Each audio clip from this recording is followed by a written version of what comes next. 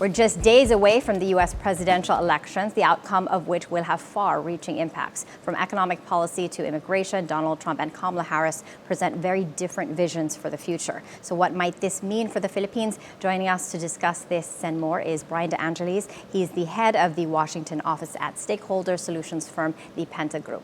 Hi, Bryan. Thank you for being here with us. Thank you for having me. Okay. They have this saying that when the U.S. sneezes, the world catches a cold. So the elections are going to be a super duper big deal. It's going to impact emerging markets like the Philippines through several channels. There's monetary policy, trade, foreign investment, currency, overseas remittances, and the general global risk appetite. I wanted to ask you, Bryan, how might U.S. monetary policy shift under a Biden or Harris administration? I think under a Harris administration, you'll see a continuation of Biden's policies, especially when it comes to monetary policy.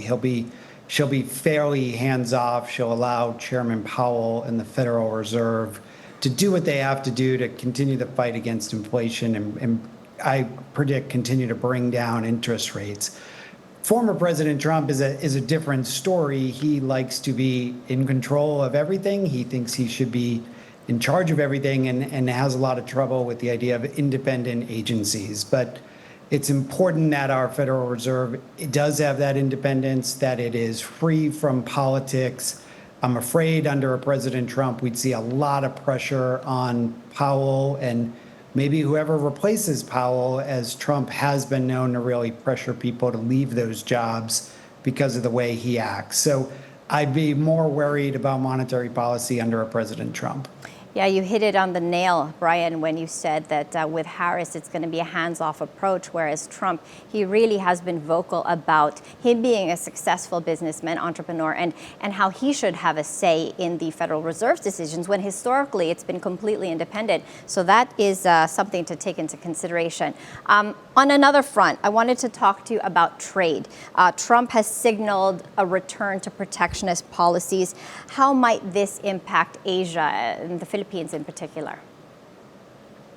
I think it'll have a significant impact because it's not just a return to protectionist policies. It's really an adoption of very extreme protectionist policies. He's talking about 60% tariffs on goods from China and an across the board 10% tariff for almost any other trading partner. This will have a huge impact, I think, across the globe, but especially in Southeast Asia, as it'll be a huge disruption to the supply chain network there. A lot of countries that work with China and a lot of countries that import goods back to the United States. So it's going to have a ripple effect across the globe. It's going to hurt a lot at home here, too, for Americans. Mm-hmm. There's a thought of who's going to be better for the U.S. economy, and then there's the global economy also. I mean, is there any win-win situation? With whether it's Trump or Harris, who's going to be better for the global economy and for the U.S. economy? Yeah, it's a tough call because there are kind of issues on both of their economic agendas that will cause the business community a lot of heartburn. If I had to choose one, I would say Harris is probably the closest we would see to a win-win. I think she will work globally to continue to be a partner to our allies, to support global trade, while continuing some of Biden's policies and even some of Trump's policies around protecting certain industries against the advancements that China's making, that some of which we want to see done here at home in the U.S. I think likewise, as I mentioned with tariffs, that's going to have a huge impact on families' budgets here in the United States. They're going to feel that in their grocery stores, in their shopping, in their taking their kids to school supplies. It's going to hit a lot of their items, and that's going to feel a lot of pain. So if I had to choose, I'd probably say Harris is our win-win. Mm-hmm. Yeah, with Trump, there are the fears of the trade war. That's going to be escalate, and that's It's going to ricochet everywhere else. On another front, regardless of who wins, it seems that both candidates suggest that they're going to be continuing deficit spending. That's going to put downward pressure on the dollar, which will help boost currencies all around the world, which have been so weak on strength on the U.S. dollar. How do you think this might positively impact the world? Their push, either way, whether it's Trump or Harris, to continue with the deficit spending?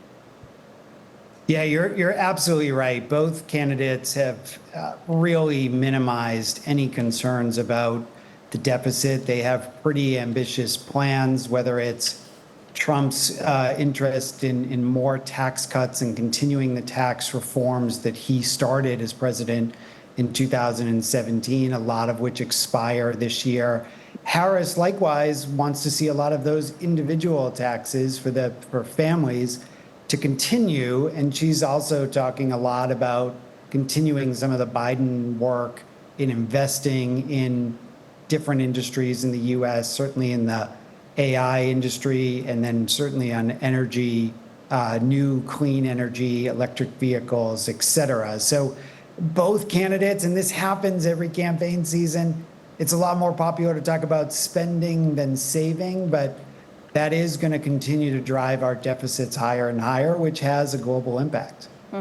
Now, on another front, remittances are a significant driver of growth for the Philippine economy. How might a Harris administration's focus on economic stability contribute to a predictable U.S. interest rate environment, and what effect might this have on remittance inflows?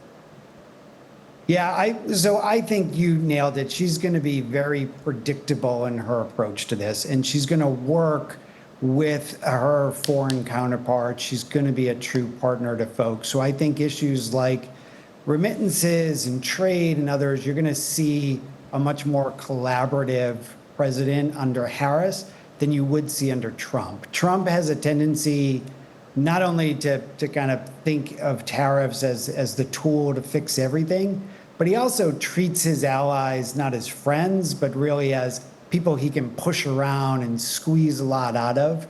And that can be tough when you're talking about some of these issues.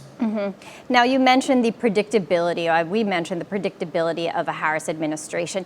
This is not unique to Harris. It's unique to the Democrats in general, because as history tells us, emerging markets, including the Philippines, have historically performed better under a Democratic administration. Can you talk to us about, share your views on why this is so, if you believe in it even?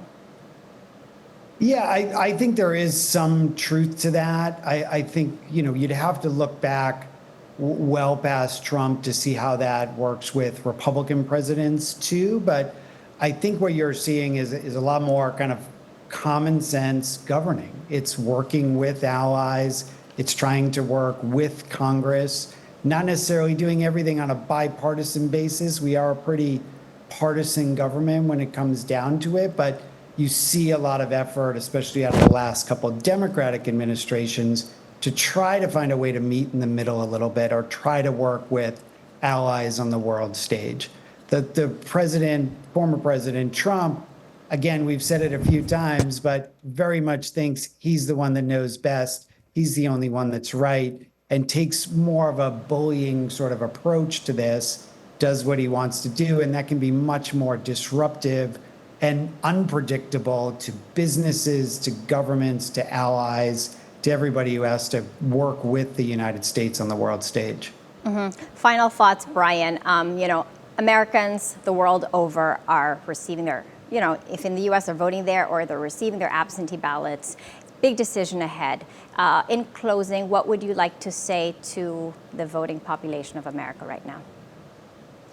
I would say get out and vote. I think this is one of the most important elections of certainly my lifetime, but I would say that's probably true of most American voters. It's going to be an extremely tight race. It could be decided by literally a handful of votes in just a couple of states in this country. So, protect our democracy, care about our democracy, exercise your right to vote, go out there and make your voice heard.